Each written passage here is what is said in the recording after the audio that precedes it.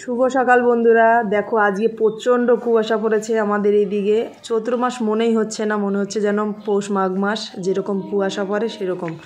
দেখো কতটা কুয়াশা পড়েছে আর একদম অন্ধকার হয়ে গেছে। তো এরকম সুন্দর ওয়েদার কিন্তু খুব ভালো লাগে। আর সকাল সকাল মনটা পুরো ফ্রেশ, ছাদে এসে দেখছি এত ভালো লাগছিল তখন, তাই জন্য ভিডিও করে নিলাম। তাই আজকের এই ওয়েদার দেখে আমার বরকে বললাম, যাও না কিছুটা খেজুর রস নিয়ে আসো, পাশে এক কাকা বিক্রি করে। তো ওখান থেকে আমার বর 2 কেজি মতো খেজুর রস নিয়ে আসলো। তো সেই রস দিয়ে আমি গুড় তৈরি করব। এখানে দেখো আমাদের গাছে কত আম হয়েছে, সেই আমগুলো একটু তোমাদের দেখালাম। দেখো থোকা আম এখনও ছোট ছোট। তো এই আমগুলো যখন পাকে প্রচণ্ড মিষ্টি হয়। তো তোমাদের আগের ভিডিওতে শেয়ার করেছিলাম, আমার অনেক ভিডিও আছে, সেখানে গিয়ে দেখবে। এই দেখো এখন কত সুন্দর লাগছে। আর এই ওয়েদারটা মানে সকালবেলা এসে এত মনটা ফ্রি লাগছে, তোমাদের কি বলবো। দেখো সকাল সকাল ঘুম থেকে ওঠা তো ভালোই, তার উপরে মানে আজকে ওয়েদারটা এতটাই সুন্দর ছিল, তাই জন্য আমি তোমাদের শেয়ার করলাম। আর দেখো ওই যে ছোট্ট পাড়া চাঁদটা দেখা যাচ্ছে, এখনও কিন্তু চাঁদটা পুরোপুরি দেখা যাচ্ছে। কুয়াশা ভরা সকাল, পাখির কোলাহল, এতটা সুন্দর লাগছে দৃশ্যটা, কি বলবো তোমাদের। মানে আমি একা একা উপভোগ করেছি, তো তাই জন্য আমি তোমাদের সঙ্গে শেয়ার করলাম। এত সুন্দর লাগছে আজকের ওয়েদারটা। আর আজকে মানে চৈত্র মাস, এটা তো বোঝাই যাচ্ছে না যে এটা চৈত্র মাস, মনে হচ্ছে যেন মাঘ মাস কি পৌষ মাস। এই দেখো, তো বরমশাই রসটা নিয়ে আসলে গুড়টা তৈরি করব। নমস্কার বন্ধুরা, বেঙ্গলি কিচেনে স্বাগত জানাই, আমি অপর্ণা। বন্ধুরা আজকে আমি তোমাদের সঙ্গে শেয়ার করব কিভাবে খেজুর রস দিয়ে গুড় তৈরি করা যায় খুব সহজভাবে সেইটা। তো চলো বন্ধুরা, আমি কিভাবে গুড়টা তৈরি করেছি দেখতে থাকো। এখানে দেখো রসটা আগে থেকেই সেকে নিয়েছিল বরমশাই, তাই জন্য আর ছাকলাম না, একবারে কড়াইতে বসিয়ে দিলাম গ্যাসটা জেলে। এই দেখো এখানে আমি 2 লিটার মতো খেজুর রস নিয়েছি। আর রসটা একদম খাঁটি, দেখো কালারটা দেখেই বুঝতে পারবে, একদম লালচে কালার। কারণ যদি কোনো ভেজাল হতো তাহলে এতটা ফ্রেশ লাগতো না রসটা। এটা এবার জাল করব মিনিমাম 1 ঘন্টা। এই দেখো গরম হচ্ছে, এবার ফুটতে শুরু করবে। এই যে ফেনাটা রয়েছে, এই ফেনাটা ফেলে দিতে হবে, কারণ হাঁড়ির গায়ে যে চুনটা দেওয়া হয় হালকা হালকা ওই চুনটা উঠে আসে, তার জন্য যখন জাল দেওয়া হয় এটা বেরিয়ে আসে। তো এটা আমি একটা চামচের সাহায্যে খুব আলতো করে এই ফেনাটা তুলে দেবো।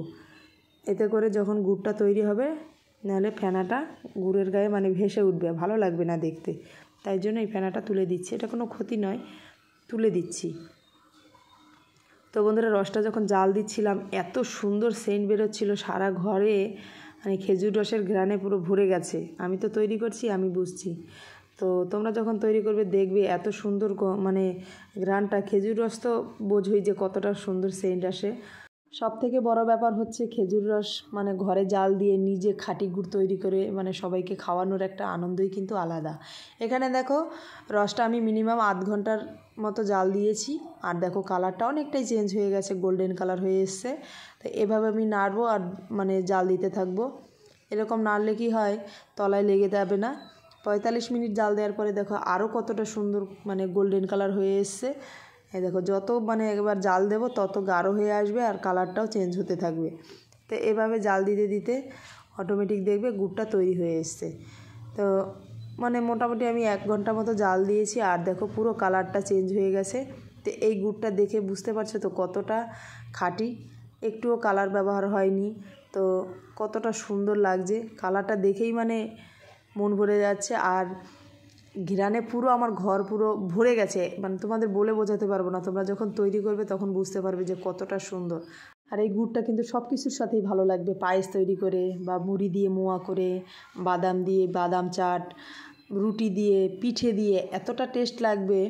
মানে ঘরে তৈরি করা, একদম কোনো কেমিক্যাল ছাড়া, কোনো ফুড কালার ছাড়া এত সুন্দর খাঁটি গুড়, মানে খাওয়ার কিন্তু মজাই আলাদা। এই দেখো কালারটা দেখো শুধু, মানে এত সুন্দর মনোমুগ্ধ করা কালার এসছে, মানে ফুড কালার ছাড়াই দেখো কত সুন্দর হয়েছে। তো আমার এই রেসিপিটা দেখে তোমরা অবশ্যই করবে, তোমাদেরও ভালো লাগবে আর বাড়ির সবাইও খুব পছন্দ করে খাবে। দেখো পুরো গুড়টা আমি ঢেলে নিয়েছি। এখানে 2 কেজি রসে মোটামুটি আমার 250 থেকে 300 গ্রামের মতো গুড় হয়েছে। কালারটা দেখো শুধু। তা এই গুড়টা আমি রেখে দেবো ঠান্ডা হওয়ার জন্য, ঠান্ডা করার পরে সবাই খাবে। আর কড়াইয়ে কিছুটা গুড় লেগে রয়েছিল, ওর মধ্যে 1 মুঠো মুড়ি দিয়ে দেখো আমি নাড়াচাড়া করে নিয়েছি। দেখো মোয়ার মতো হয়ে গেছে, দেখো এটা খেতে জাস্ট অসাম, এত টেস্টি। যখন খাচ্ছিলাম খুব ভালো লাগছিল আর ছোটোবেলার কথা মনে পড়ে যাচ্ছিল, যখন মামা বাড়ি যেতাম এরকম করে দিত দিদা। হেব্বি মজা লাগতো খেতে। কেমন হয়েছে গুড়টা অবশ্যই কমেন্ট করে জানিও। আজকের মতো এ পর্যন্ত, আবার দেখা হচ্ছে, টাটা।